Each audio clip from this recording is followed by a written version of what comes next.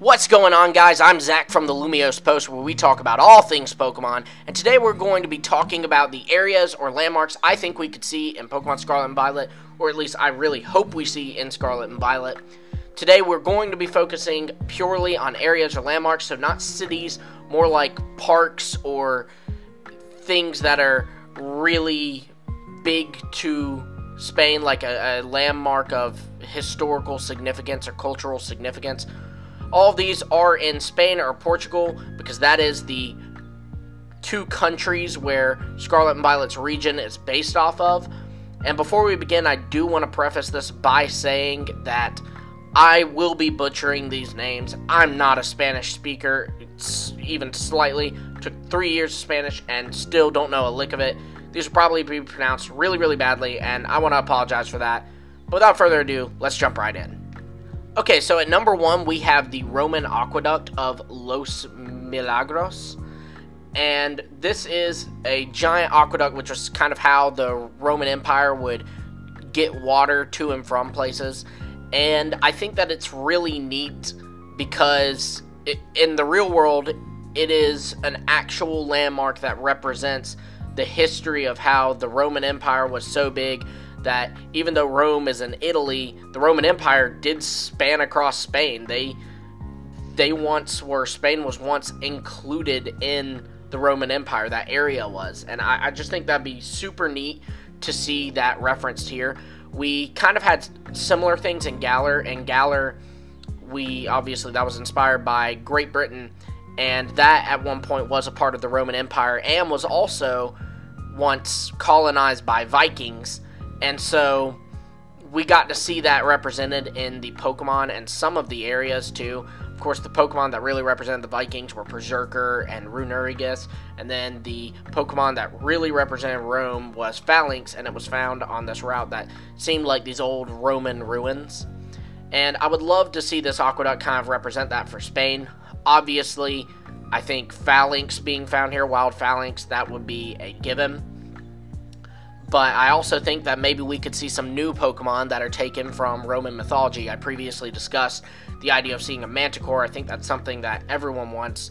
For those who don't know, a Manticore is a lion-scorpion hybrid that is really cool, and it needs to be a Pokemon. It pretty much already is. I'd love to see that one day. So maybe things like that could be found around here. Though it is just a bridge that once carried water, so, you know, maybe we could see some water types to kind of acknowledge that, and other Pokemon that are found around ruins, like Golett or other ghost types. And now at number 2, we have Fragas do Yume Natural Park. This is in the Pyrenees area of Spain, and this park is absolutely stunning. We're going to try to fit as many pictures of this park as we can in this video so you can see it. It's so crazy. It's in the mountains, and so it has that mountainy feel. It has mountainy creeks, old moss-covered bridges, and stuff like that. But it also, if you look at some of the parts of this mountain park, it honestly looks like it's straight out of a rainforest. And I just think that is such a cool environment, and I absolutely would love to see the kind of Pokemon we see here. Obviously, I think a bunch of water types would be found here, like Wooper or Psyduck, and then we could also see some rock types like Geodude and Onix.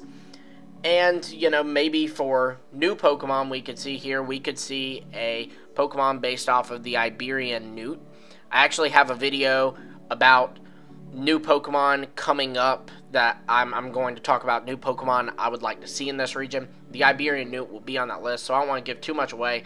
But basically, this guy is really, really cool, and I'd love to see him in this region. And I think that a place inspired by the Fragas de Yume National Park would be a great, great place for him to be found. So for this video, I actually watched a bunch of stuff of people traveling around, and there was this one guy. His name was Pedro Mota. You can check him out on YouTube. Really cool guy.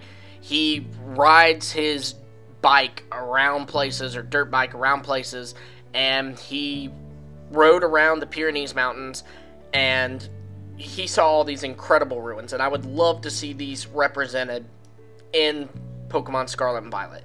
So he saw ruins of old castles from well over hundreds of years ago, but he also saw ruins of whole towns, and I just thought it was so neat. He was walking around, you could still see like hay in stables of old towns that look like they've been abandoned for centuries, but they still were almost intact. I think it would be so neat to see a place like this. It would be so cool of a place for us to find older ghost-type Pokemon, and of course, new ghost-type Pokemon. I think it would be just really nice to kind of get a feel of the history, and perhaps we could have books or stone tablets around that would allow you to read and kind of get a feel of some of the lore behind this region. I could even see one of the ruins found in the Pyrenees mountain area of these games being very important to the plot. Perhaps it's where the legendary Pokemon resides, or it's where the final battle is and the legendary Pokemon appears, or something like that. Either way, I definitely think that if they're going to do a Spain and Portugal region, they absolutely have to dive into the rich history of those two countries. And what better way than to have just these random ruins scattered around the mountain areas of these games. Well, there you have it, guys. Those are 3 areas I would really like to see in Scarlet and Violet. And to be frank, I think there's actually a relatively good chance we could see areas represented by these areas in these games. Be sure to like, subscribe, hit the bell for notifications to stay up to date on all our Pokemon content. Talk about all things Pokemon here, including a ton of Scarlet and Violet stuff, and we have a ton of more Scarlet and Violet stuff planned. On that note, too, this morning I re-recorded this outro just so I could say thank you all so much. We hit 100 subscribers this morning, and obviously I can't do that without y'all. You really are the heart of this channel. You pump the blood through the body of this channel, you keep it alive, and you give me the energy to wake up smiling and record videos for you all. Thank you sincerely from the bottom of my heart. Until next time, I will see all of you